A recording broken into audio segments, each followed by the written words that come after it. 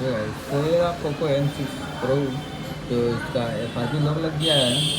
इसको FRP lock open करना है, तो आपको वीडियो शुरू से अंदर देना है बिना स्किप के। देखिए यहाँ पे लॉक लगा हुआ है, बिना स्किप के देखना शुरू से अंदर। आपको इसका FRP लॉक तोड़ के दिखाते हैं कैसे तोड़ते हैं। तो वीडियो करते हैं स्टार्ट। तो सिंपल यहाँ पे लॉजिक यहाँ पे करना है, यहाँ से नेक्स्ट करना है, अगर रीजन भी नेक्स्ट कर देना है जैसे थे। फिर यहाँ से ऊपर करने के बाद यहाँ फिर से नेक्स्ट कर देना है। नेक्स्ट करने के बाद यहाँ पे देख सकते हैं